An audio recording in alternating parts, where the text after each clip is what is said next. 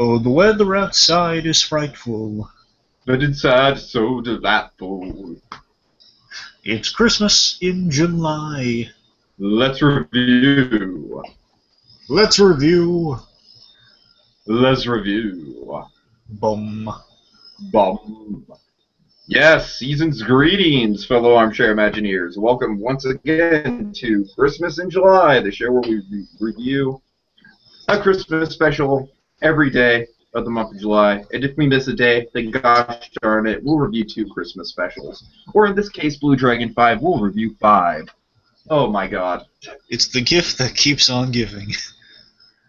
Especially in American Dad's case. I mean, like, I don't think any other show has really done this. Like, I know there's been shows that have had, like, multiple Christmas specials before. Well, what about The Simpsons? Have they had multiples? I'm sure The Simpsons have, but I just love the way that American Dad transcends all the genres, always does something new with it, always completely, like, takes away from the formula. And that's what we're going to get into. So, we already reviewed 2 of the American Dad Christmas episodes. One was, I believe, called something Best like Christmas story never told. Yeah, thank you. Greatest Christmas story never told. And then also For whom the sleigh bell tolls. For whom the sleigh bells, yeah. Very good episodes. You know, one was a Back to the Future 2 style time travel farce, and the other one was an uber violent sort of psychological revenge thriller starring Santa Claus, and yeah, it's Kind of your 300 type action movie, pretty much. No, it's funny that you think 300, but like to me, I'm it's just like, saying. I heard they based it off 300. That's all the reason I'm saying that. okay, but I just want to point out, like, I definitely got some horror vibes, like when you know, when they're sitting in the cabin, and then when they hear the bells. Hmm. So almost like a John Carpenter Halloween-esque vibe. I'm seeing it more as like it's the war movie, to be honest with you. Anyway. Yeah. Okay, I see where you're coming from with that. But okay, so yeah, they've had 5 holiday specials. Two of them have been directly about Christmas, and then what are we going to be talking about tonight, Dragon Talk?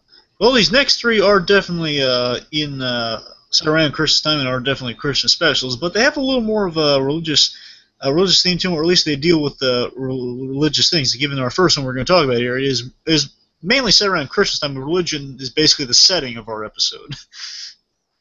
So it's interesting because all 3 of these, it's like they happen to be set around Christmas, but my God, do they go in like really crazy directions with it? oh yeah, a lot of good stuff. I'm going to just say right now. I mean, I don't know what you think. I'm not a religious man, so no one begrudge me. Not much of a. I had my phase of calling myself an atheist in high school. Now I'm kind of more. I have my own sort of spirituality. Like, I have this tiki totem that I always wear around my neck. You notice, and that's sort of just like my main spiritual thing. You know what I mean? I go with my own thing. Like, I don't like referring to anything as God or anything like that. Well, I've always adopted the philosophy that was wonderfully said in The Great Pumpkin, Charlie Brown, of there are 3 things you don't discuss, Charlie Brown. That's religion, politics, and the Great Pumpkin. It's always been kind of my philosophy in dealing with these things, so I'm not going to really get into religious beliefs. My philosophy with religion is, you know, it's like you can be spiritual, but I like to find your own spiritual path, and of course, like, I just don't like being pushy about it. So that's right. No, I don't think anyone likes that, to be honest with you. But, I don't think anyone, unless you're a Mormon and you're in the Playbook of Mormon, then I'm like, you're awesome. One is, regardless of anything, I'm very little knowledge on the big old religious grand scheme of things. If anyone's like griping, like, oh, that didn't happen, or that's not what it's supposed to be, I'm sorry, folks. I'm trying my best. So bear in mind with it's more. I think it's more so with these episodes, though. I think it's more about what's happening. Despite the fact we have these religious icons, it's not a religion-based stories. I think it's kind of funny. Right. Sure. That's kind of the appeal. I think it's more story-based than about directly into these religious things. Except for our last one, I guess we're going to talk about, like, one of them coming up. No, it's more Yeah. so like it just these stories happen. Just they happen to have religious icons in them that can do these great feats, I guess. Yeah, exactly. Like, you're dealing with themes like the Antichrist, the Rapture. The Antichrist actually shows up in a couple of different episodes in very different ways, so It's that's just kind interesting. of neat on both all three of these episodes. Just in comparison to the first one, is that they up the scale for each of these specials. You'll notice they do kind of up the scale each one. So the Oh first yeah. episode is just Stan changing the course of history. In this next one, it's going to be Stan almost killing his family. One after that would be And the literally fighting for his mortal soul. yes, definitely. Then I believe following that would be the it'd be the Rapture. Hmm. The, he basically say it's about saving the world. About the Rapture, about saving the world. Then you get like the whole the battle, like a whole army battle with Santa Claus. And the last one would be kind of like the defeating the Antichrist. Like a whole plethora of the stakes being raised each tale. Yeah, And yeah. very distinct in style, which is commendable. But we're just going to quickly kind of go through these as quickly as possible and just kind of focus on the story and comparison points, I suppose. Sure, sure. So let's start with this most adequate Christmas ever.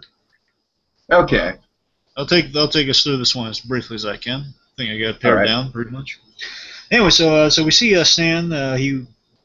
Stan wants pretty much the perfect Christmas, so he comes home. He's all decked out, and he's in the holiday spirit. So I'm not sure if you can count him as quite a Scrooge yet. I don't know because he really does. He basically just enters and he says like, "Oh, you all suck." Well, I'm saying he's about to turn into a Scrooge momentarily, but right now he's all happy and he's coming in there and he's instantly critiquing everything. Well, yeah, He's that's what I'm saying. Yeah, it's a pretty fast switch. basically scrutinizing the decorations. Like, it should be there. He's very anal about the holidays because he's the neo-Republican, and basically says the tree's terrible. We got to get a new tree, and it's a big priority for him. So they head out to get a new tree, and basically he dooms the family because he goes to get a tree. Tree falls and crushes him, but he has the car Oh keys. god.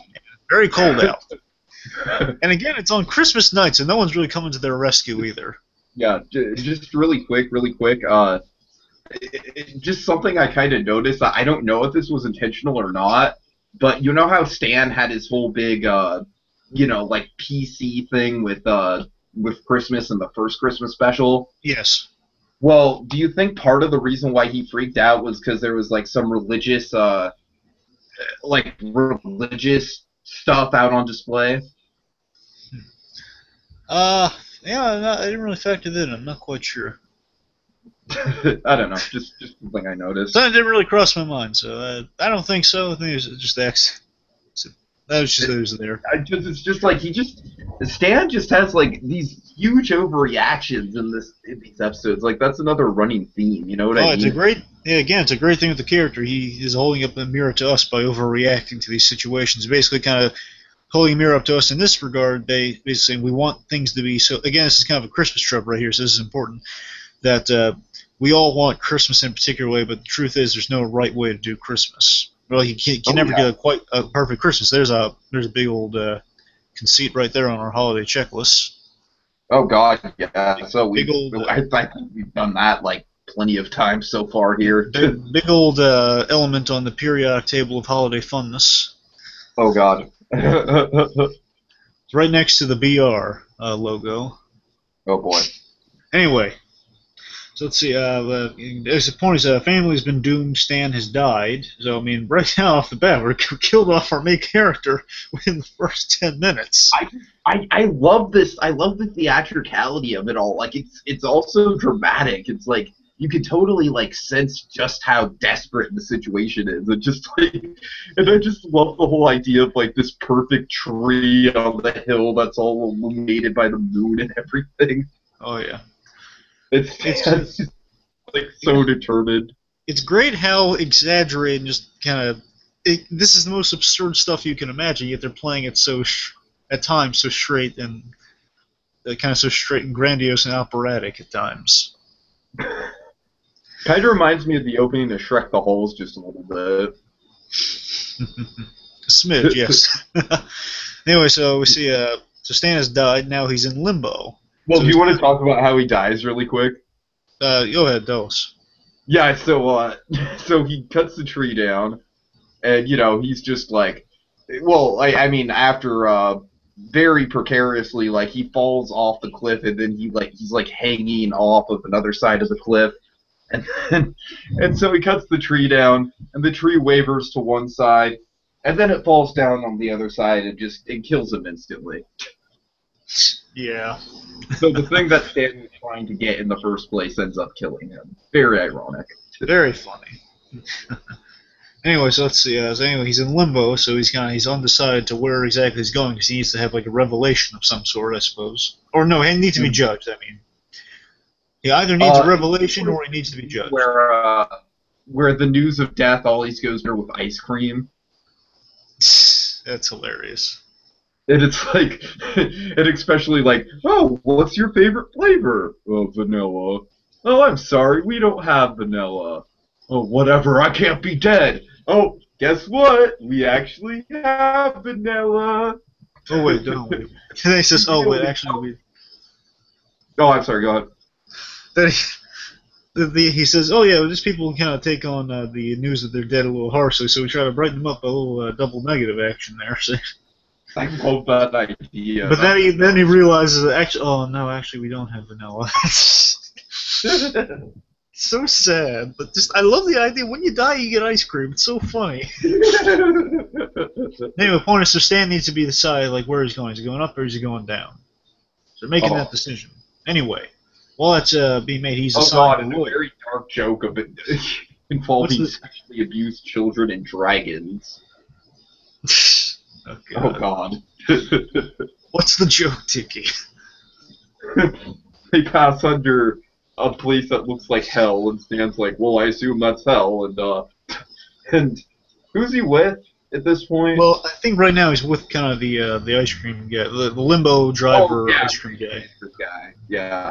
And the ice cream guy is just like, oh no, actually what is it, like a support camp for oh God, oh, it gets so dark.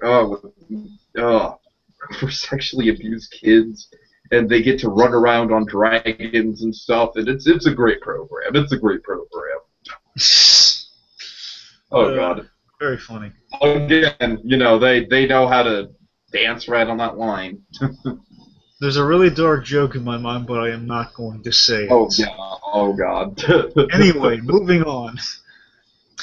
So anyway, so Stan is he's at the courtroom again. Stan right now I guess he's has he realized it yet that his family is doomed, or has he not realized that yet? Does he realize that when they bring it up in the trial, or does he know instantly that it's still wrong? He's just focusing on being alive right now, right? No, I think they bring it up in the trial. Yeah, I think you're right about that. Okay, so right now the point is, so Stan's just kind of fighting to like, is he going up? Is he going down? Mm-hmm. And he thinks his family's fine, by the way, at this moment. He thinks family's fine. So he's assigned his representative. I think it's just that it just doesn't cross his mind. Right. He's just so caught in, like, dying and everything. Well, he doesn't know he has the keys either, so that's another reason. Oh, yeah, right, sure. Anyway, true. So let's see. So he's assigned a representative who is another runner within our specials, Michelle. Yeah. I love Michelle, by the way, and let me see. Yes, she's back. I think I like her a little bit more here, to be honest with you. Yeah, she's not voiced by Lisa Kudrow here, but I forget who voices her. But I just like the character arc they give her.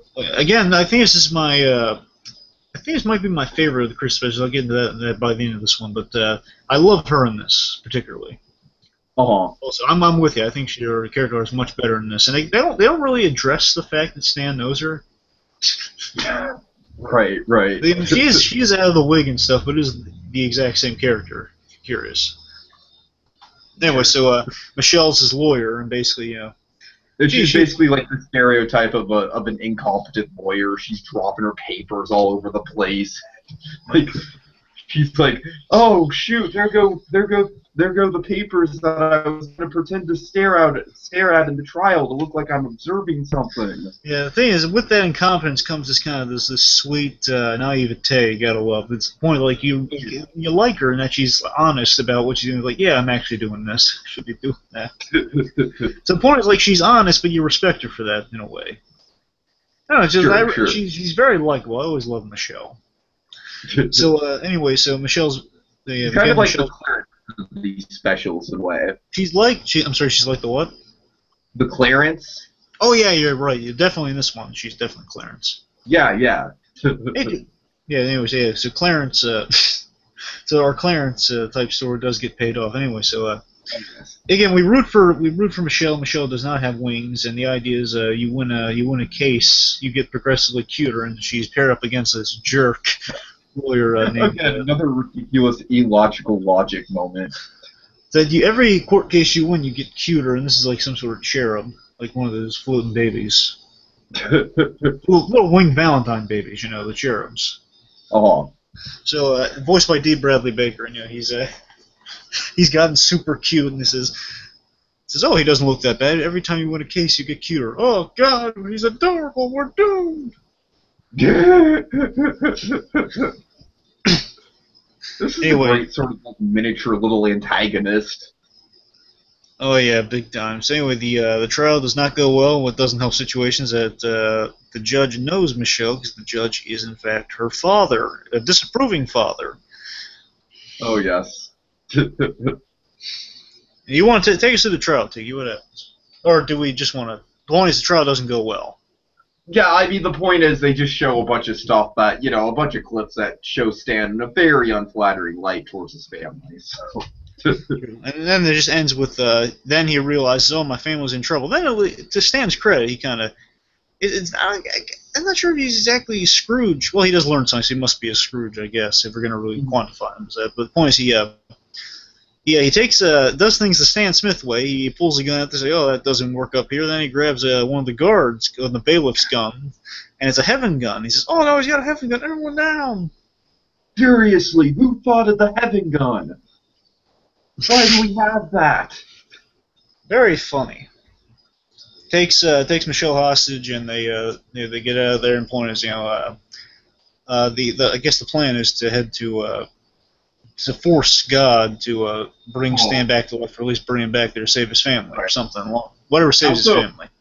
I also just want to point out I love the image of his family in peril because it's just like it's terrifying in a way because it's like Klaus is just like frozen over in his bowl dead, and it's not going to be the first time we see him dead in one of these, or the last time that we see him. Well, no, he wasn't dead yet. He's just frozen, isn't he? No, he was like flipped upside down. Well, no. They joked in the past that he just sleeps upside down sometimes.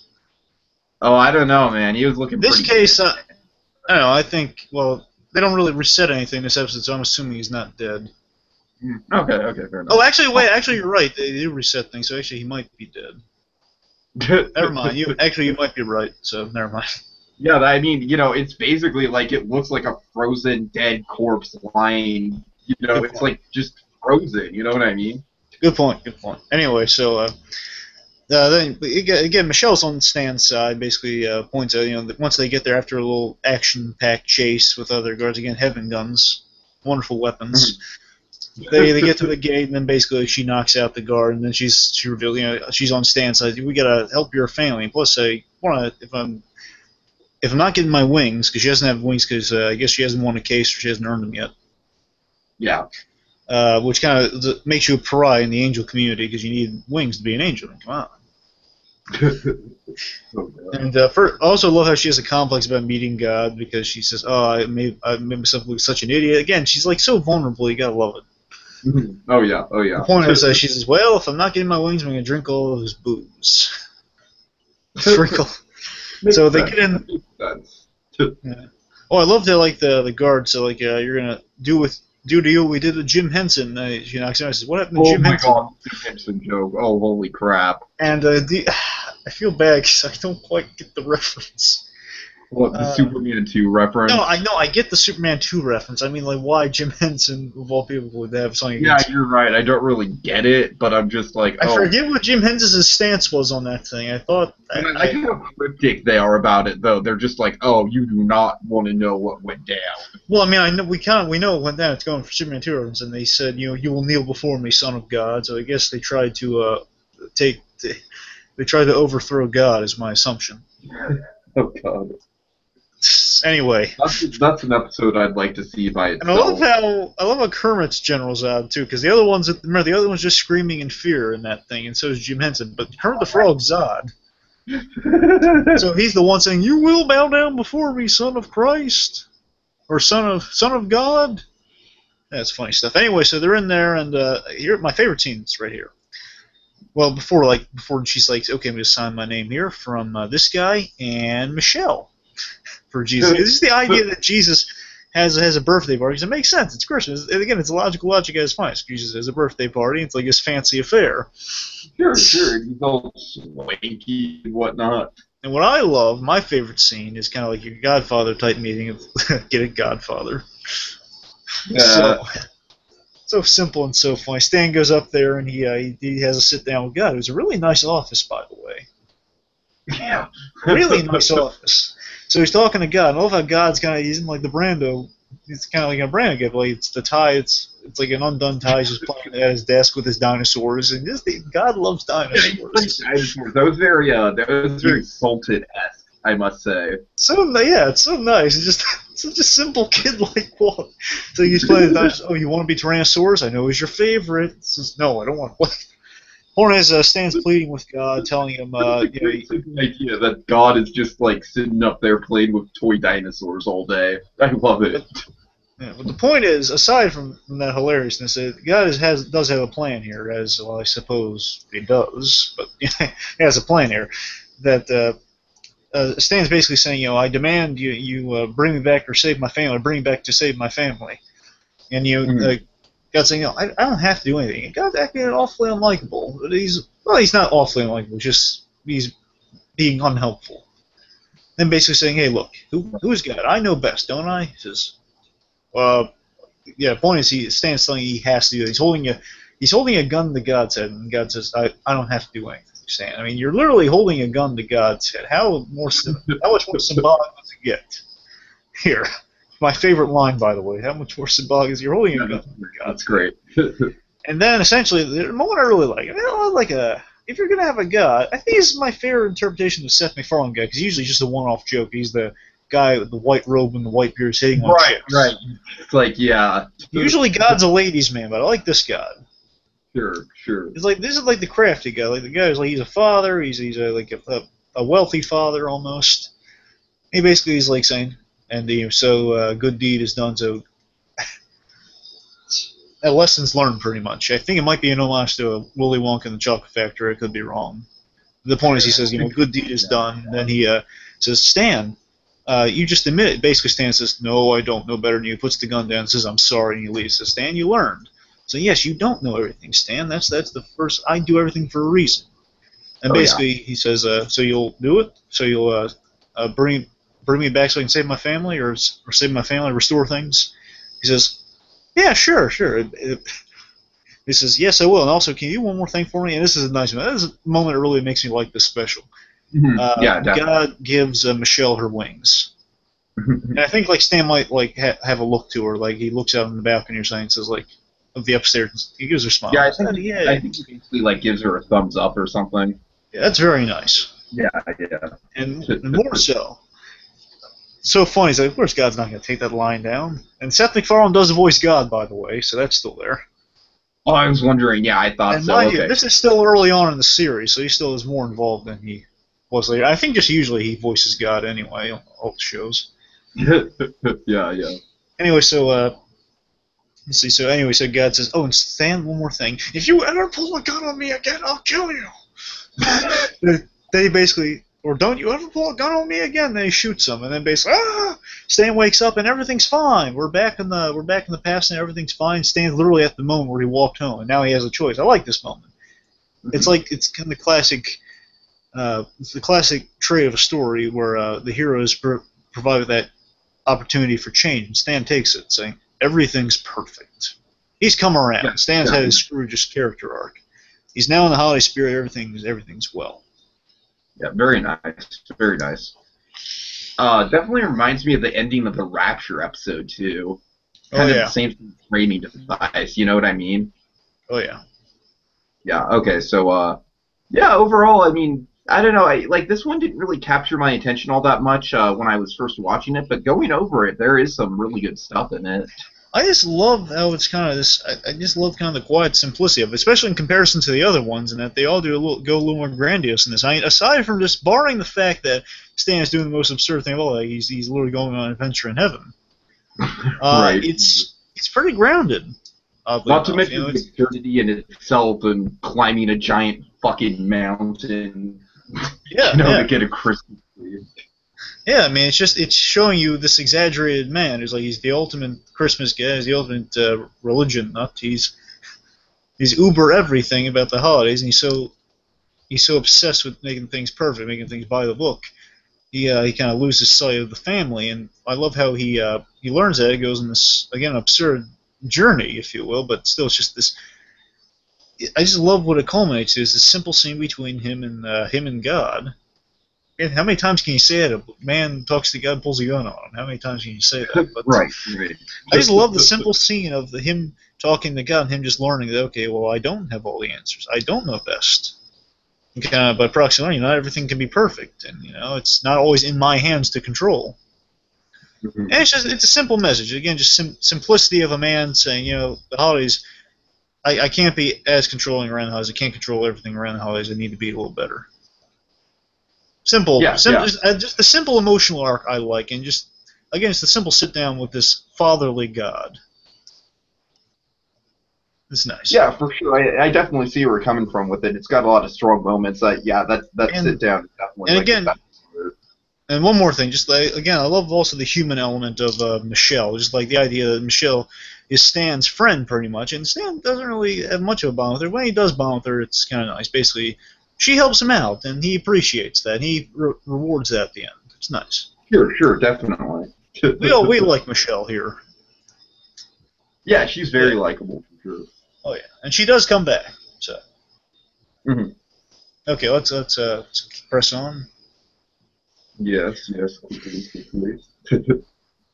No, okay, next one, the Rapture or Season Speed? Next one would be Rapture. Okay, so... take us through some Rapture action here. Alright, so this one is, essentially it starts out, Stan, he's very unhappy about the way that Francine is dressed for church. He thinks it's like, oh, what do you want to look like, Francine? A $2 whore? So right off the bat, it's like, can we just go ahead and label it once again Blue Dragon 5 as Stan Scrooge? Yeah.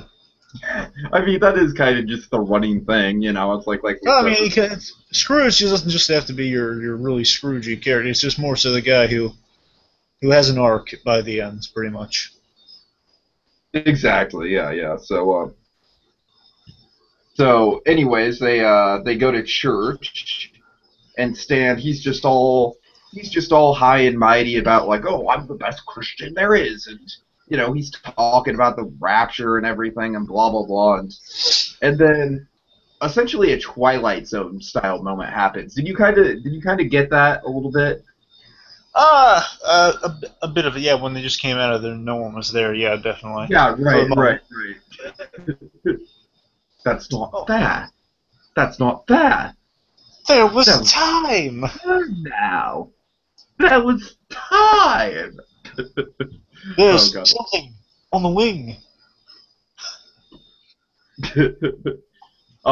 By the way, I also kind of just want to point out, just because this show's or this episode's Rapture related, I'm watching the show on HBO. I'll make this really quick, but I'm watching the show on HBO called The Leftovers, and it's all about like a post-Rapture sort of like what would the world be like 2 years from now if like 2% of the population was just randomly taken. And guess what, Blue Dragon 5? Episode 4 of this new HBO drama, it's a straight-up Christmas episode.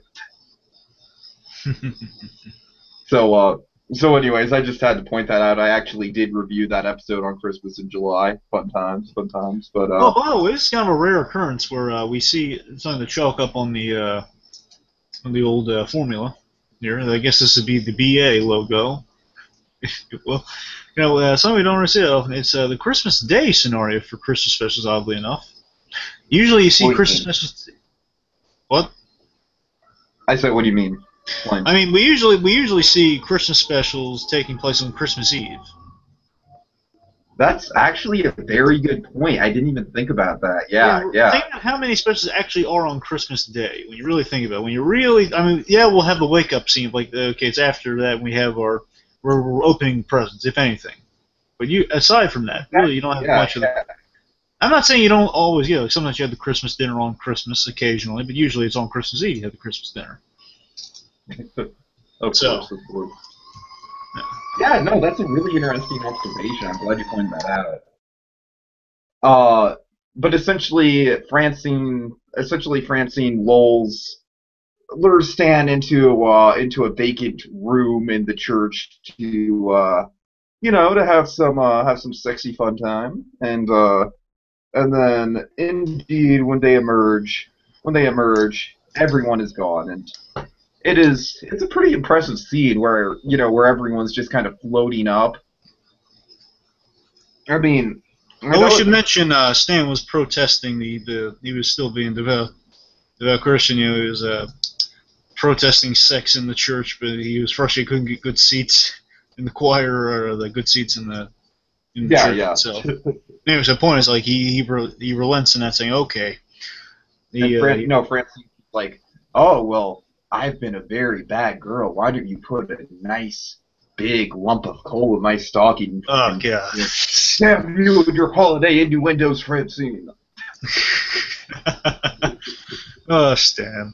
Anyway, so it's important because Stan Lee's the one Stan does something out of character now. He's gonna pay for it big time. Sure. Okay, so they get out of there and see all the people floating in the sky. Yeah, like I said, very, very kind of impressive. Just the scale of some of these specials and how many animated people they can get into a single scene and whatnot. You know what I mean? Oh yeah, and only if you really like pause and freeze, you'll see there's not much detail put into the people in the background, but. I can see where you're coming from. Yeah, I can see that, but still, just the sheer scale of the thing, though. Oh yeah, and that's so funny. Only one person arises from Vegas. And of course, so our characters there. I'm sorry, Stephen Haley there are sending, and what else? Yeah. That's it. And, so essentially, what are we left with, Blue Dragon 5? We're left with Stan, Francine, Roger, and, hilariously enough, Father Donovan. Father Donovan, voiced by the ever-talented, wonderful Martin Mull. Yeah. He always does the voice of that character, and actually Father Donovan is kind of a runner on one of our next episodes coming up. Oh, okay, yeah, for sure. Yeah, so Father Donovan, just for anyone not familiar, he's the father of the priest, but he's usually just kind of like the most unenthused priest, like the most sinful priest you can imagine. It's like, I don't care. It's like, yeah, Lord did this and some other stuff. I want to go on this fishing trip too, Marty. Yeah, so that's usually his shtick, but yeah. Mm-hmm. Good old Father Donovan. And he plays like the little tape telling him, explaining to him what the rapture is, second coming of.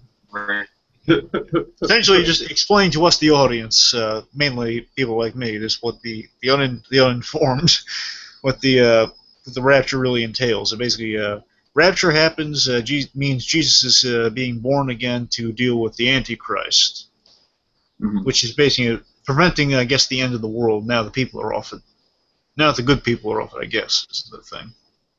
Right. It gets pretty convoluted. Well, I mean, pretty much. They basically said, like, now demons come in there, and basically everything's going to go to heck once Jesus comes back to take on the Antichrist. A huge battle. Come up and all that stuff. And anyone there is kind of boned because things can get really dangerous, pretty much. Pretty much. And Stan really wants to be raptured. The whole thing is like bookended. It's like a super cutesy like kids PSA, but then in the middle of it, it gets like super dark and graphic. Like, like literally, it feels like something out of heavy metal or something like that. Kinda. Well, we did have people of varying undress in the opening scene, so it does fit with heavy metal. Oh God. Anyway, Right. Let's see. So anyway, so Stan, he's really peeved at Francine because he did something out of character. Now he's paying for a big. I mean, if you're an uber religious guy like Stan, like a neo-Republican, this guy. I mean, he's the poster boy for everything that is adored by the Republican. He loves religion, and and he basically said within him not getting raptured that you are not a good person, Race. You disappointed me, Stan, and now you're going to suffer. The one time he did something against, I mean, I'm sure there are other times, but in the grand scheme of things, I guess he would have been okay. But you did it in my house, so now you're gonna suffer. Right. Oh yeah. And you didn't even hang the sock on the doorknob. It's like, anyways, anyone could have walked in. The children, Stan. The children. Yeah. Continuing on. Fair point. Fair point. No, the point is, so Stan is peeved. He really wants to be raptured, and he's caring more about that than being with Francine. Mm-hmm. The point is, Francine's a little jealous of like Stan's all about the rapture. He's blaming her, so things aren't going well in their relationship right now. And Stan's like he's going after fake Jesuses and looking for the second coming, so he can basically talk him into rapturing him, and does not turn out well. I won't mention how, but does not turn out well. Meanwhile, Francine is lucky in that she runs into Jesus. Hey, small world. Develops quite a relationship, and basically they kind of split. Then 7 years later, 7 years later. Oh, 7 years later, the world has basically gone to crap. And it's, like I said, I very much get, like, there's definitely a lot of Mad Max stuff going on. A lot of people, like, motorcycle gangs and whatnot. And we're in this, it's kind of like a Star Wars style scene, right? I wouldn't say Star Wars, but... You would say Star Wars? Not every bar's the Cantina Tiki. I know, but yeah, fair enough. Anyway, well, we do eventually. We had the Stan's place anyway, so his place is like in Colorado. So the point is, we see this figure enter Colorado, and it's really against war torn by the 7-year war against the Antichrist. Things have gone to heck, and a lot of red raining death, monsters, you name it. The place is not a pretty sight. Oh yeah. It's like Detroit on Halloween steroids. Oh God. Not a very apt description, but close as I get. The point is Jesus is looking for. We find out this motorcycle-clad warrior is in fact Jesus Christ. Yes. And I gotta say, not really thinking to get any beliefs or anything here, but I'm saying might be persuaded to at least read into religion a little more had Jesus been this cool looking. I was saying this guy is cool. Like he's like Christ size. He has like the crucifix size. Right. You can throw people and like weapons and stuff. Man, that's pretty cool. I actually really enjoyed sleazy Playboy Jesus from the episode before. Yeah, from the from the most adequate Christians ever. It's like the Hollywood Son of God. It's just funny, like L.A. Jesus. Right. But anyway, so yeah, this Jesus is pretty cool. It's like action movie Jesus. It was pretty cool. Anyway, so he's looking for Stan. He wants to. He's looking to. Essentially like Passion of the Christ 2 Jesus. Pretty much, and he's looking for Stan because he needs. You know how to use one of these? Do you know how to use one of these? I'm sorry. Well, it's not so much cop Jesus. This is more like just bounty hunter, like road warrior Jesus. Right, right. Sure. Anyways, the point is, he's reaching out to Stan to get some help to rescue Francine and stop the Antichrist. And Stan accepts, but not to save Francine, to get raptured. That's the deal. And we see Stan. War is not really well with Stan, but he's a trained member of the CIA, so he's fared well, but not too well because he's lost a hand, a little scarred eye. He's got 5 o'clock shadow style action going on. I'm sorry, you got some what? Gobber style action. Pretty much. Also, we see Klaus is mounted on his wall. Yes, yes. Which is Poor disturbing. Poor Klaus. It was just the short end of the stick, that poor little fish. Oh, yeah. So, let's see. Okay, take us through some of the stuff that's happening here, Tiki. Oh, okay, so, Point is, they team up. yeah, I'm sorry, I just watched this episode, like right before he went on air, so a lot of it's kind of a blur to me. So, yeah, they team up. And, Okay, and how do they get there, Tiki? oh, God. Come on, you can do it. No, I can't. I'm so tired. Okay. Sorry, I didn't mean to put you on the spot, Tiki.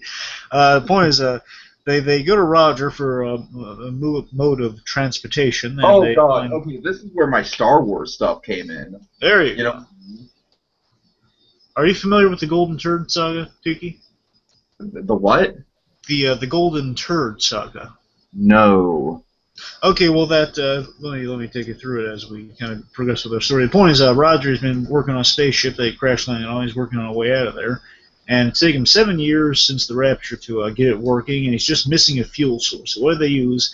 An element that actually came from Roger, unbeknownst to him, a jewel-encrusted piece of feces, known as belovedly known as the Golden Turd. And there's actually a saga accompanying this mystical item, Tiki. For the story, basically, Roger excreted this jewel-encrusted material, and basically people find it works like that classic monkey paw story. You know the monkey paw story? People find this monkey paw, bad stuff happens. Like they're possessed by greed and. Oh, right, sure. Yeah, the point. Yeah, the point is. episode on that. Yeah. The point is, like, you find this. The point is, there's this mystical object, and it kind of corrupts your mind. So either you become greedy and evil, and it destroys your life, then you hand it off to the next person. That's basically what they did occasionally. Okay. This was kind of their giant chicken, pretty much. But it was so cool the way they did it, because the way they do it is, the story would be going on, then like you see someone with the golden turd like pass the screen, then you follow them, and the screen gets cinematic, like it's like widescreen. Then you follow them, basically saying, "Ever since I found this thing, it's been nothing but trouble." And the person dies, and another person finds it, basically saying, "I can retire. I'm a dirty cop now." And then like the wife puts cyanide in his tea, and it's the whole ongoing saga. Of course. And unfortunately, this was. With The Simpsons, Homer Simpson asks for a turkey sandwich, and it's just the worst thing in the world because, to quote, "The turkey's a little dry. Turkey's a little dry."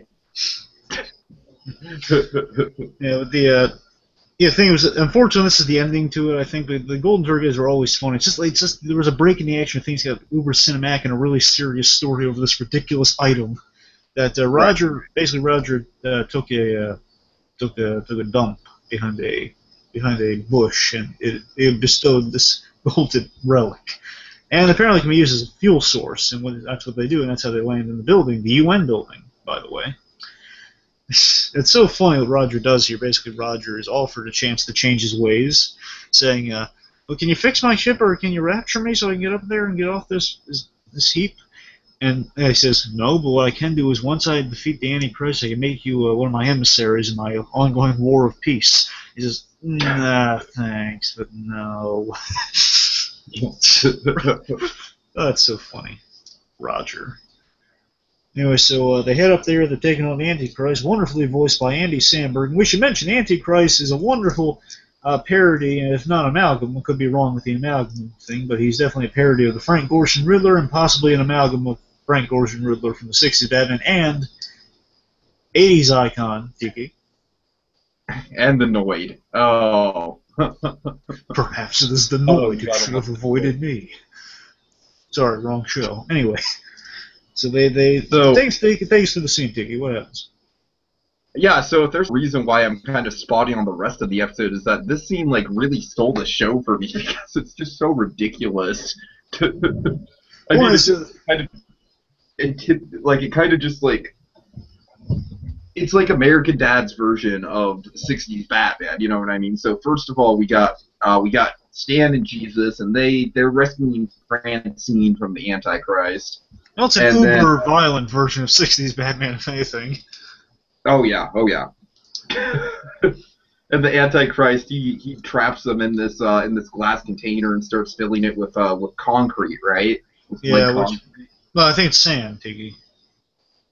Oh, okay.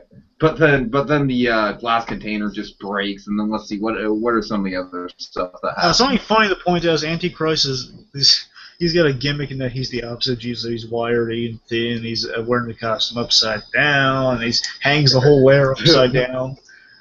He's topsy-turvy. That's his whole shtick. He's got this really annoying voice. Again, he's Andy Samberg, really funny doing the really funny doing the voice. And the point is, opposite stuff. Stan, meanwhile, he went in there and he basically says they rescue Francine for a moment before she gets trapped in the hourglass, and saying, Stan, you're here. And basically, now this is important. Stan says, I'm here for the rapture. So, of course, you've always been like that. So they're still in a little shaky terms. Because remember, Jesus is her boyfriend, after all. He's a hard act to follow. But, so then the battle happens, and they're making quips along the way. Basically, Stan is impressing Francine. he has better like lines, action movie lines, than Jesus does. Right. You don't Jesus get like a little annoyed by it too. Like then he throws like a little crucifix ninja star at him. He's about after like he. I remember. Christ jumps on Antichrist and breaks his neck pretty much. Oh, yeah. He has to do it in such a show-offy way too. He has to break his neck with his legs. Saeed style if you watch Lost. Again, I'm thinking he's doing that to impress Francine, maybe. Sure. So he kills him, and then basically we think everything's done. But then the Antichrist picks up a gun, shoots at Jesus, and Stan knocks Jesus out of the way, and gets shot. But it's more so to protect Francine, I guess. Oh yeah. So Stan takes a bullet, not going well. Then he throws aside Antichrist's head, where he presumably dies. They've also set a bomb in the area that's going to dismantle the whole place. Because I guess, at this point was Fight Club. Yeah. I think it was some sort of like heaven bomb. Otherwise, great time in my life. I guess it was some sort of some heaven bomb, like to cleanse the place. Because otherwise, why would you need a bomb if you're going to kill the guy? Oh, right. Anyway, so they set up a bomb, and then there's no time to. The spell takes too long. Illogical logic. The spell takes too long to do the rapture, and then he admits to Francine his dying breath, saying, Francine. She finds out that he actually has the wedding ring, kind of Walter White style, hung around his neck. Yeah. Basically saying, I didn't do it for the rapture. I did it for you. It's a nice moment. It's a moving moment. Again, we're kind of going, despite the ridiculousness of these situations and the comedy of it all. This episode's pretty serious, at least the third act. Yeah, you're right. Third act's really serious, actually. It's absurd serious. It is kind of like 60s Batman on really dark acid.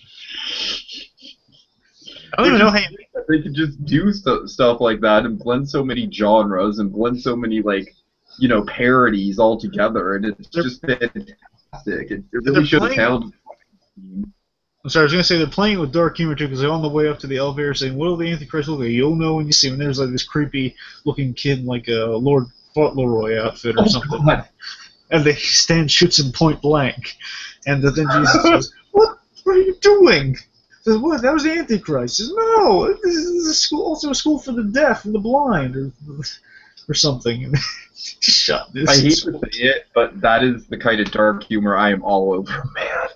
Well, I mean, there's not really any harm done. I mean, it's post-apocalyptic. No one really cares. Sure. I mean, he was like blind or something. He was like blind orphans, wasn't it? Oh god. I mean, Okay. come on. It's not really. It was kind of doing him a favor in the long run. All right. Fair enough. Anyway, moving on. So the point is, just kind of wrapping up this. So essentially, yeah, a lot of dark humor. Point is this is kind of serious and like an emotional moment where basically Stan says goodbye to Francine. He basically she's carted off the safety. He puffs a cigar and then he blows up. And we should mention, at one point we saw Haley and Steve in their heaven. Heaven works kind of like. Oddly enough, how I love the interpretation in this movie called Hulk versus Thor, where in Hulk versus Thor, the idea of Loki's daughter's land, Hel. Loki's daughter's name is Hela, and she has this land, the land of Hel. It's the Asgardian realm, where when you die, or when mortals die, they go to Hell. And the idea of this is that it's your ideal version of what your life can be. Because the idea is in Asgard, you go to Valhalla, you get to fight again. You get to fight in the afterlife. Here, you just get your ideal fantasy. And that's what this heaven is like, actually, which is interesting. Yeah, for sure. So the point is, like, you go into a room that has everything your hopes and dreams are. And the point is, Stan is met by his good friend Michelle. Oh, hi, Stan. And he says, well, all I want is my family. And Stan, that's what you're going to get. It's your heaven, after all. And he opens the door, and there's his family waiting for him. And the only thing different from this picture is that Klaus is hung on the wall like a trophy. And I guess Stan doesn't like Klaus that much because he's hung on the wall like a trophy. Oh god. Oh god. So, it's nice. It's a nice message. Yeah, all I could say about this episode is, like I said, it's just another mark in American Dad's book of, like, just pulling off these, like, really insanely high concept Christmas episodes. I mean, this really, it doesn't have all that much to do with Christmas. I mean, let's be honest, it's like the date is vaguely used as a framing device, but really it's essentially a Mad Max parody. Oh, yeah. I would say, actually, in the grand scheme, I would say this one actually is the furthest they've ever gone with the, in terms of exaggeration. Sure. Oh, yeah, I definitely agree with that. I mean, you're doing the freaking Rapture. I mean, Kevin Smith almost attempted to do this, and he even right. And they get really imaginative and dark with it too. Oh yeah, they did. It was almost Lovecraftian with some of the creatures they come up with. Oh, definitely. I mean, we should mention like Stan and Jesus. They fought a bunch of monsters too along the way, and it was cool stuff. Right. But I gotta tell you though, my complaint with this episode is that not really much of a Christmas theme at all. But again, mainly religious. Yeah, Christmas is just the frame. But think of it this way, Tiki, though. If they're going for like an action movie like a Mad Max, it's kind of like Die Hard, where Die Hard's set around Christmas time, yet it's not really about Christmas. Very true. I did think about that. So if you kind of equate it to that, then it is actually an appropriate. For Iron Man 3. True, but the first act is pretty much Christmassy. Yeah. It's more Christmassy than Die Hard's opening is. Sure. Anyway, the point is, you got some different stuff there. That's my gripe, is it doesn't give me as much holiday joy as that one I mentioned did, the most adequate Christmas ever. Mm-hmm. Yeah, I hear you, definitely. But anyway, so I guess moving on. Really quick. Right. Okay, so let's see. Season's Beating. Do you want to take us through this one, or? Yeah, sure, I can. So essentially what's going on is Stan... Stan hears that they're going to do essentially a big Bible show, like a big, what is it, like a mole manger, pretty much. Yeah, right. Essentially, like a mole performance. And he's utterly convinced, like, well, I'm the main guy of the church, I'm the lead contributor, so of course I'm going to play Jesus, no doubt about it. But he's too tubby. So he's regarded by far. But he's regarded now as Santa Claus. Right. Well, he's replaced by a very muscular bound Roger. Oh, yeah. And also, I want to mention there's a funny scene at Stan and Santa Claus where, like, this a little person is sitting on his lap. He says, "Wait, you're not a kid." Yeah, I know. I just stood in line. And he's basically saying, "Hey, you can't sit here. Get off." He says, "No, come on, I just want." I'm wondering what he's acting. I get a sense of like. Come on. I'm sorry, what were you wondering? think it's so funny that he's just like there, so casual, like, yeah, wait in line, man. I'm just gonna sit here and do this. But the question is, I think it might be a little bit of a dirty joke too. Oh God.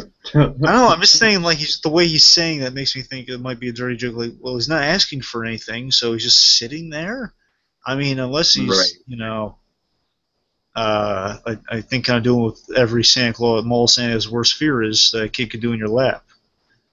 Is what I'm thinking. Either that, or he could go either that way, or it's just going. He's really enjoying being on Santa Claus' lap. So. Again, All that's right, the only reason I can fathom why he's not like asking for anything while he's on the lap. He's just sitting there. Yeah. All right. Anyway, Well, the point is, so yeah, go ahead.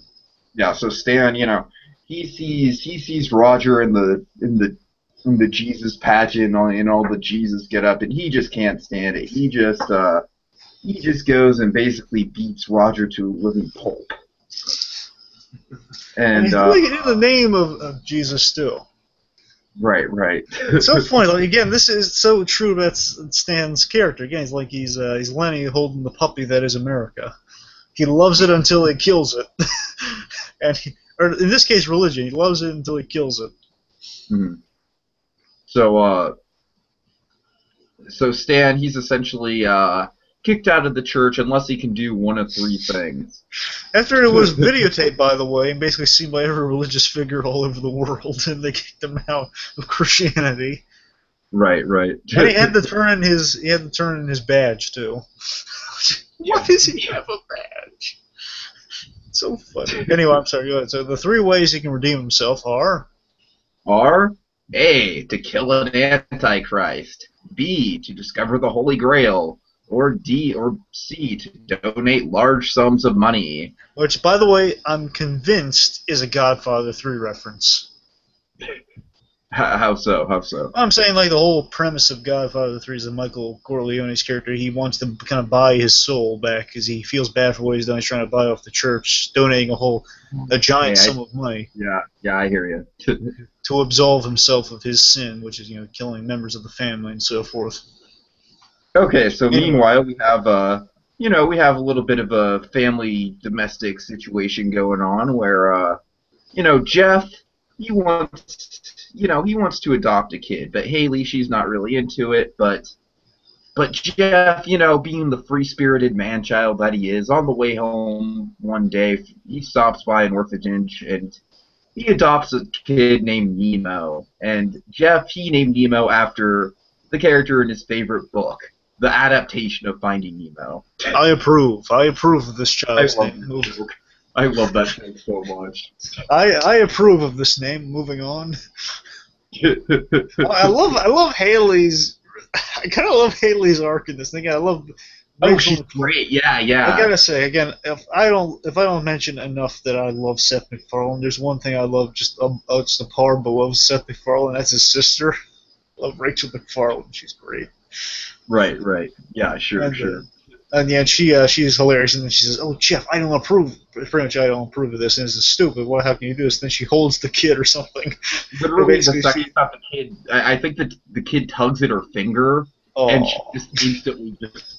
And it's not just like the awe. Like, I think Francie's just the one going awe, but then she gets like so emotional. It's like the happy sobbing. It's like, oh, this is my baby. I love it.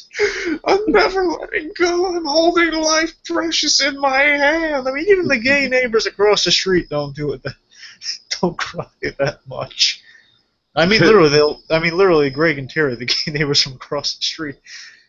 The gay news couple from across the street, they do stuff like that. It's like, oh my god, I never want to let go of this baby. So, because I do have a kid themselves, and that was their reaction when it was born. Mm-hmm. Anyway. So Stan, he's kind of depressed, so he's playing with the kid, but then, oh no, he discovers that inscribed on his skull is 6 and plus 664 plus 2 equals 666. I'm just imagining like an operating on the principle that the Antichrist is bred by Satan, you gay. Oh. Satan. I'm assuming Satan was if this is like the first Antichrist, if he's just saying, okay, what's a good number? 664. No, I hate that. I need something more catchy, more zingy. 6. Oh, but I can't just carve it over that. I gotta add it there. Yeah, right again. Plus 2 equals 6. See, that is so much more appealing. See, that's something you can make a franchise off of, right there. Oh my god. 3 numbers of the same variety. Come on. Gotta love that. That's marketing right there, folks. Hey, Blue Devil Buddies, you see that? That's some marketing genius right there. Okay, send this baby up on the servers. Go on. Get out. All right. Anyway, So, moving forward, sorry. yeah. So Stan, he goes to Father Donovan, and Father Donovan sees the You have to be sure now. Oh yeah. Because I've tried this before. It does not work well. And they go to the orphanage where Nemo was picked up, only to find it is burned to the ground. Oh yes. And then, fatality. What? Father Donovan. Help me out here. He dies. Oh God, I'm sorry. Yeah. Father Donovan passes away. I should say passes away. Gets murdered by little Nemo and his influence. Again, a big old Omen homage. Oh yeah, very much so. Yeah, I mean, I was kind of listing the one with the Santa attack as a horror movie, but this is definitely more so a horror movie. You're right, the Santa one is more a war movie. But okay, so Donovan's dead after telling him he needs the special daggers to take care of him. Oh God. And he confirms that Nemo is the son of Satan. And all right, so Stan, Roger, and Jeff they all go to the Vatican to get the sacred daggers, and Stan isn't allowed to enter, but Roger and Jeff are because there's a little picture of Stan. Do you like this gag? Yeah, but you need to remind me of it. What's the? Oh, there's like they go to the Vatican and there's like a little like like bulletin board of banned people from the Christianity religion and Stan on there. Oh, I don't even know. Is Mel Gibson on there? Probably. So. Yeah, really. Also, I should mention that Roger is now, since he got everyone into this mess, he's now putting on persona of a super peppy Asian. Oh God, yes. Oh yeah. Essentially, like a less than mean version of Short Round. Pretty much. Okay, so let's see. They go in the Vatican. The kid still has influence as he's hanging out with Steve and putting Steve under mind control, making him one of those crawling weird things. Oh my God, yeah, that's just very out there, but it's great. They make him spin his head, have glowing red eyes, and crawling like a spider or something. Which, by the way, that's kind of out of the blue, but I've seen Jim Gordon do a similar thing once when he was a robot. Oh no. Well, not the red eyes, but he did do this. There's this weird animation on Jim Gordon when they make him do an anime spider guy. Why am I entirely not surprised? It was so strange and so scary, and then it got blown up. It was so creepy. Anyway. I like the gag where Snot walks in, like, "Hey, dude, what's up?" And then he's like spins his head around, and Snot's like, "Oh, I'll come back later." Yeah, that's funny. Anyway, so meanwhile, while that's happening, the kid also influencing. At some point, like the kid's getting fed by, I guess, Haley or someone, basically tipping over the sippy cup, knocking over some Green Army men. Green Army men, yay! And while that's happening, that means Jeff is getting flooded as they're looking for the daggers. And it looks like Jeff has met an unfortunate end, but thankfully Jeff is a good swimmer. So he's going to be okay. But meanwhile, Roger, he happened upon the daggers, and he steals them. They get out of there, and they head home to find out, okay, Jeff's alive. First of all, they say Jeff's dead, and he's alive. Oh, that's good. And they're basically Stan kind of reveals to Haley. Like a little bit of a subtle reference to the Spielberg War of the Worlds. What? The fact that Jeff is just like suddenly alive with very little explanation at the end. All right. Yeah, you're right. Oh, thank God you're alive, Robbie, in the one standing house in Boston.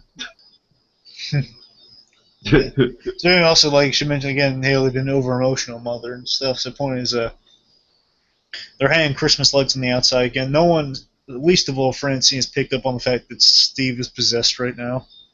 Yeah, it's like they are like going out of their way to say like, oh, it's just one of his phases. There's nothing happening. Which, quite frankly, for the way Steve acts most of the time, I can kind of believe that they just don't see it as any big deal. Well, I mean, given the fact he was actually a drug manufacturer, believing he was Harry Potter related. Oh God. Yeah, exactly. Essentially, he was a drug manufacturer who thought he was Harry Potter. Yeah. So it's not that far-fetched, but still, he's crawling around like a spider, man. He's actually crawling on surfaces. That's a little indicator. But he might be like into yoga or something. Who knows? But it's the ever-lovable Francine saying this, so we buy it anyway. Point is, so Stan gets there with Roger, and then they find out Jeff's there. Point is, they're getting ready to kill this baby with the daggers, and they get the kid there, and obviously, as you can imagine, Haley's like, "What are you doing?" Mm-hmm. And basically, they reveal to her, as Jeff also reveals, "Oh yeah, Nemo, he's possessed by the Antichrist. We got to kill him." Then basically, Haley pulls Stan's gun on himself before he can stab the. Which, by the way, he stabs Roger before he stabs the kid too. He's a bad shot. Yeah. With a knife. So there's that. And he's still staying peppy too. He's the Asian peppy guy. Mm-hmm.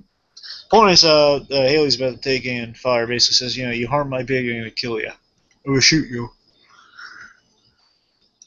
Mm-hmm. Stan goes forward with it anyway, then he gets shot. Like, things go white, and we get the implication Stan has been shot yet again by Haley, by the way. Not the first time he's been shot by Haley. And he's been shot. Actually, he's been shot by Haley a few times. Yeah. Seriously, he has. Anyway, so he gets shot by Haley, and luckily, I guess it winged him or something. He's fine. Uh-huh. And we find out, he says, "Oh yeah, I couldn't let you kill the baby, but wait, I've been accepted back into the church." Says, "Yeah, how did that happen?" I says, "I like how Roger did. It's kind of a nice full circle thing. Roger did come through for Stan at the end because he did kind of cause all this by playing Jesus, even though it's not really his fault." Uh-huh. He basically said, "Well, you know that eggnog, by the way, Tiki." He's been drinking eggnog out of a pimp cup, and he finds that the pimp cup apparently was the Holy Grail. Indeed. Oh, and I love just Stan's delivery on, "Oh, thanks, Roger." Great. So nice. And then he finds out, well, what about the Antichrist? Shouldn't we kill him? He says, I couldn't let you do that, but he's in good hands, or he's taken care of. Okay, no, she says, "I sent you away to a place you'll never find him." Okay, take it from here. Let me just say, like, when that line came up, I was just like, oh God, are they going to do another end of Indiana Jones reference? Like, really? No, that's not them. That's Family Guy. Warehouse of Crates. Well, no, Tiki, American Dad's never done that. That's only Family Guy. I've seen a few shows that have done it. Not necessarily all Seth MacFarlane shows, but I've seen quite a few. I know The Simpsons have done it. Simpsons did it. I know South Park's done it. It's very stock. But anyways, that doesn't happen. What happens at the end? Oh, it's a fate worse than that, Tiki. It's you gotta love the American Dad does a lot more political commentary than Family Guy does. Naturally. So, aside from just the Bush bashing, which Family Guy's usually known for, but this one, again, because one of Stan's heroes is Bush, so he can't really bash him. But the kid has been sent to a new mommy. This mommy, kind of a memorable political figure, Sarah Palin, giving her what is it, like friendly Canadian sort of thing? Where's she from? Like Nebraska? Oh, she's like kind of like from the border of. Oh, she can see Canada from her backyard from Alaska. All right, it's Alaska. Anyway, yeah. So basically, Sarah Palin is the kid's mom. Just the idea that Sarah Palin is the mother of the Antichrist is a funny idea. because being raised by Sarah Palin is a fate worse than being locked away with the Ark of the Covenant in a warehouse. If anyone has seen the episode of Family Guy with the Down syndrome girl, you'll know that that is definitely that's a true statement Tiki's making right now. Oh God. Just the controversy coming from that about how Palin raises her kids and stuff. It's Yeah, yeah. apparently just the gag being Sarah Palin not the best mother. No. Yeah. No. Anyway, what's even funnier, and what did you feel about this, Tiki? That the kid is definitely it's in continuity. So our Antichrist is saying, "I'll see you at the rapture." Spinning his head around, turning the suit upside down, being all spinny, Antichristy. Yeah. Doing kind of the Exorcist thing of spitting all around the place. Right. Is it the same design of the kid that Stan shoots? What do you mean? Oh, no. I mean, episode? no. It's the same. Remember, this thing grows up into the Frank Gorshin Antichrist. Oh, okay. I got you. Hence the upside down, the high pitched voice, and the red pajamas, Tiki. I got you. See you at the rapture. All right. Anyway, so this one. How did you feel about this one, Tiki? What'd you think? I'm just fairly fascinated by this whole process. You know what I mean? Just like all these holiday specials that are so out there and outlandish, but somehow just all come together and almost feel like one cohesive thing. It's really quite impressive. Oh yeah. Yeah, it's just kind of neat when you think about it that they are each their own thing. Again, this one is more of the horror movie. The previous one would be your end of the world movie. Mm-hmm. Then you have your war movie with the Santa Claus. You got your time travel movie, and now here you got your. I'm not quite sure how to classify my favorite one. The one where he pulls the gun on God. I'm not quite Wouldn't you sure. classify it perhaps as a courtroom drama? Maybe. Actually, maybe. I don't know. It's. I think one's more of a. Actually, it might be like a Hallmark special. To be honest with you. Oh yeah, I could see that. I'm thinking actually a Hallmark special might actually be. Lifetime movie or something like that. I don't know. More Hallmark, I guess, because of that just the end scenes and the payoff. I don't know. Actually, no. It's actually a little bit of that, a little bit of it. It's a Wonderful Life, believe it or not, more so than that first episode because there's an angel. There's an angel taking him around. He gets to view clips from his life, so I'm thinking it's a Wonderful Life actually. Okay, I hear you. A mix of a Hallmark special and It's a Wonderful Life. Point is, these specials are definitely they're different. And again, you've seen kind of the progression here. So Stan is definitely I think if you look at the Stan Smith character at the core, he does kind of reset himself, but he does have a little bit of growth, smidge growth. You can't change him too much. Mm-hmm.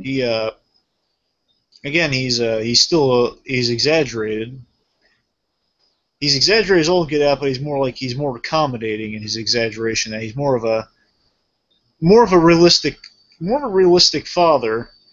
Yet a father he gets wrapped up in stuff so much that he goes nuts. Yeah, for sure. Here he actually got to be a grandfather trying to kill his grandson. So, gotta do that. And I guess if you're gonna look at Stan as kind of like holding a reflection up to people, is that he literally went too far with his passion for religion, just kind of hold the mirror up to people going nuts about religion at times, where he literally beat up a Jesus Christ lookalike and offended so many people. Okay, again, he's beating up Jesus. He's pulling a gun on God. It's like a lot of symbolism in these Christmas specials. If you really think about it. Oh yeah, heavy, big time. Again, and also just showing you Stan, he loves things so much he goes too exaggerated with it, and he almost kills things with all the love. He basically ended up having to shoot his hero, Reagan. He had to shoot his hero to save the world. had to do battle alongside Jesus against the Antichrist. Right.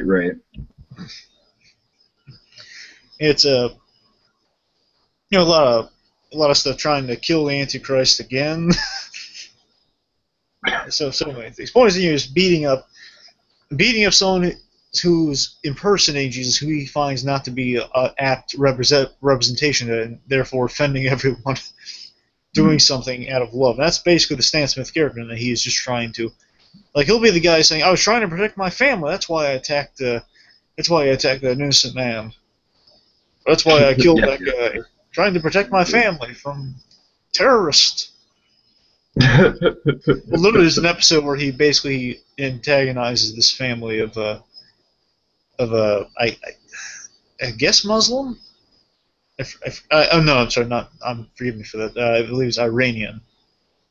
Mm-hmm. I think it's. I can't quite recall. Again, there was a funny reference. They mentioned they have a Libyans gag in that Back to the Future episode I told you about. There was a Libyans gag, but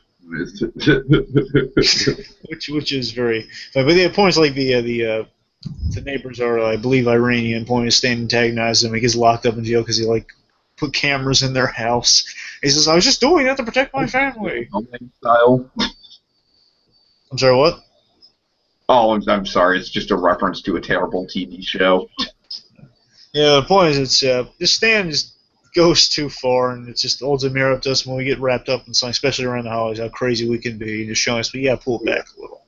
And I think that's translated through all the specials, if anything.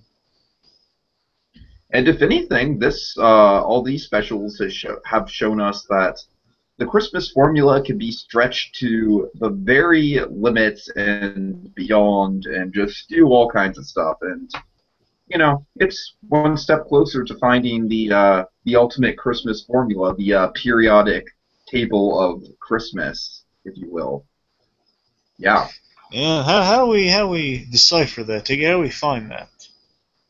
We're going to find that like we do every night on Christmas in July by trying to take over the world and by putting the mistletoe underneath the microscope. Yeah, next time on Christmas in July. La la la la la la. All right, see you guys later.